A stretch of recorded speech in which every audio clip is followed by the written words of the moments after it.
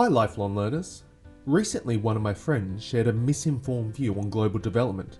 So today I wanted to dedicate this video to discussing 3 myths that are damaging to humanity.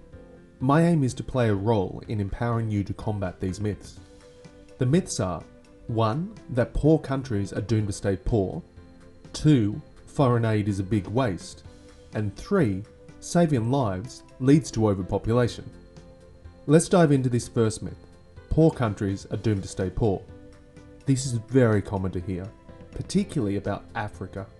The truth is, income and other measurements of human welfare are rising almost everywhere, including Africa.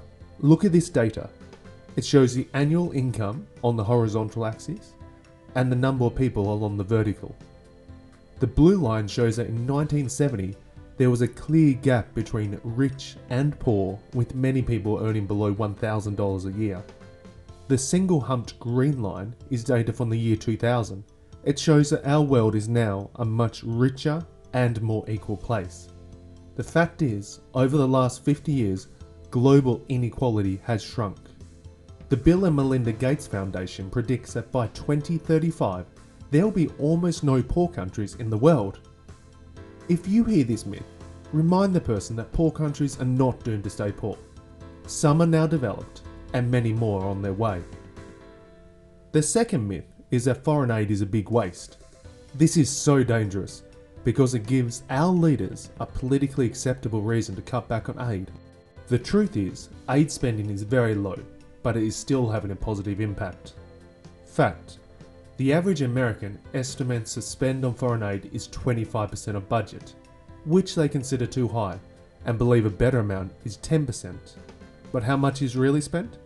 It's not 25 or 10, or even 1% or half a percent.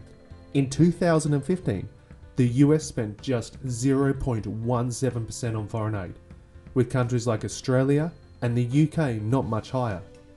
Even the most generous country, Sweden, only gave 1.4%. The US spends 60 times more on military than on aid targeted at health improvements.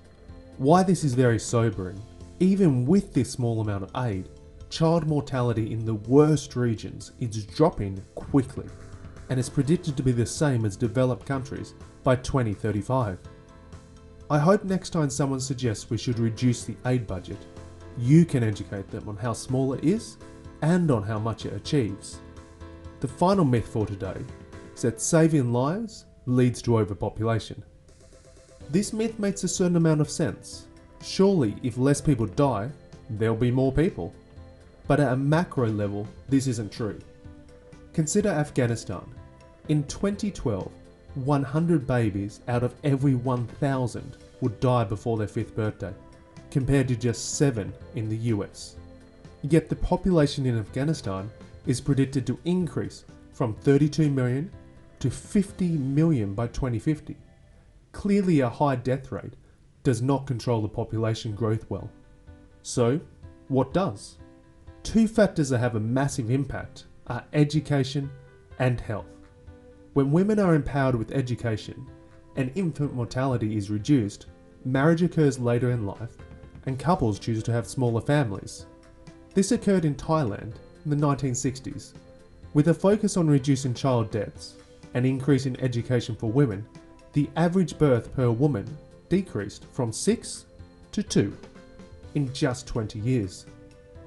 If we care about overpopulation, then we must focus on empowering women with education and reducing childhood mortality. If these issues matter to you, I challenge you to start a conversation with your friends and share this video. If you want to learn more about these issues, I recommend the Gates annual letter for 2014. It inspired me with this video, and I have a link to it below. Give me a thumbs up and subscribe by clicking the button and the bell below. Thanks for watching.